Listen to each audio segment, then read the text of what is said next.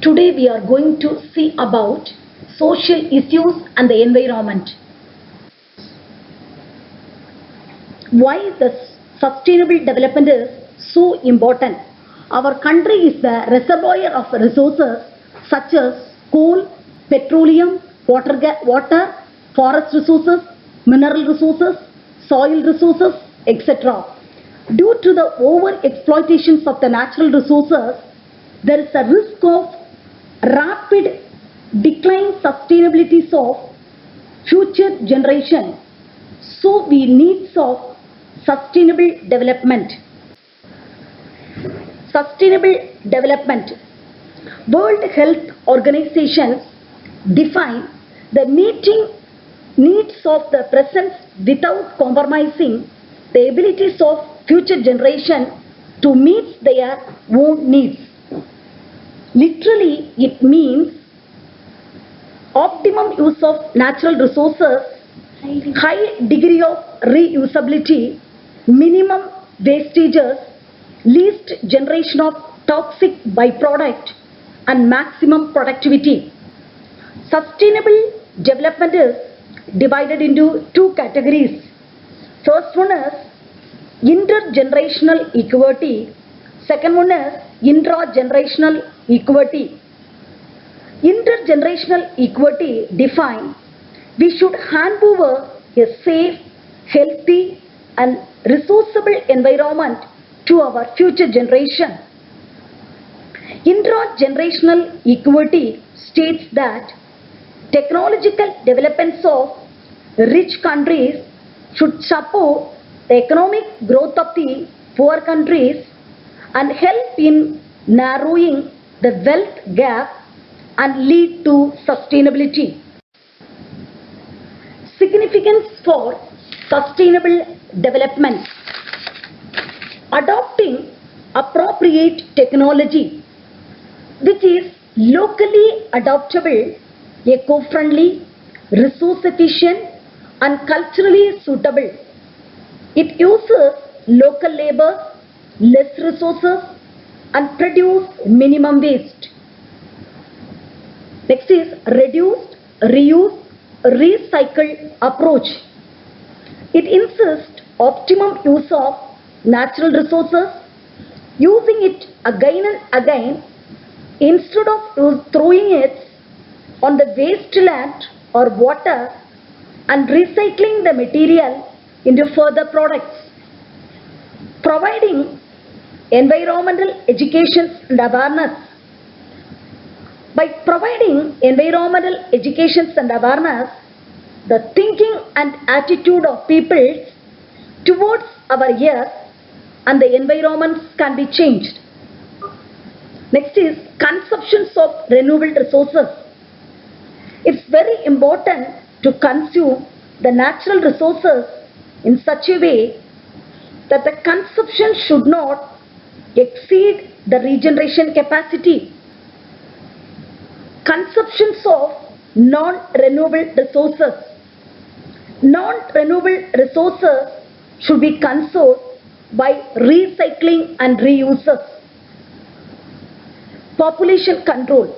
By controlling population growth, we can make sustainable development. Government policies. Strict policies and laws must be enforced regarding the use of natural resources. Next is urban problems and related to energy. Urbanization is the movements of human population from rural areas to urban areas for the wants of better education, communication, health and employment. Some of the major urban problems related to energy. First one is electricity. Electricity is an absolute necessity for urban society. Housing gadgets like television, computer, fan, refrigerator, music system, lights, air conditioner, microwaves, etc. all work using electricity. Fossil fuels. Man depends greatly on fossil fuels for transportations and energy. First example is petrols and diesels. Petrols and diesels are obtained from crude oil. Internal combustion engine use petrols and diesels as fuels. Second example is liquid petroleum gas. Liquid petroleum gases used as domestic fuels. LPG gas was used only for cooking. Now many vehicles are powered by LPG. Next example is coal. Coal is a non-renewable resource. Next example is fuel wood. Many rural people still depend on firewood as a primary fuel. Next we shall see about water conservation. Water conservation is the process of saving water for future utilizations. The needs for water conservation. The resources of water are more, the qualities are not high due to changes in the environmental factors. The annual rainfall is decreasing due to deforestation. Over-exploitations of groundwater lead to drought. Better lifestyles require more fresh water. Agriculture and industries activities require more fresh water. As the population increases, the requirements of water is also more. Next is methods of water conservation. The first method is rainwater harvesting. Second method is watershed management. Rainwater harvesting is a technique of capturing and storing of rainwater for future utilization. Next is watershed management. Watershed management is rainfall and resultant runoff is called watershed management.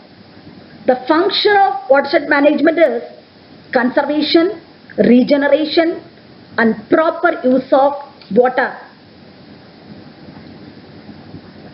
The needs of rainwater harvesting. To meet increasing the demands of water. To raise the water table by recharging groundwater. To reduce the runoff loss and soil erosion.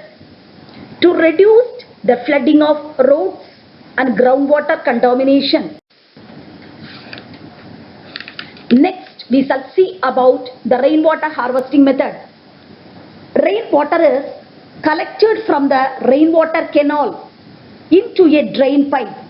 The sand filter is present in it, which filter all impurities of the water and send it into the water tank, from where water is used for domestic purposes. Another pipe is connected to the water tank, which is called overflow pipe. The tank holds the water pipe up to certain level, and if it stored beyond the limit, the overflow the pipe carries the excess water to the well and get stored in the underground. Advantages of rainwater harvesting. It is the cheapest method. It also saves transportation and distribution expenses, to recharge the groundwater, to recharge underground aquifer by diverting the water from stored water to dug well. I hope everyone would have understood this lecture. Thank you.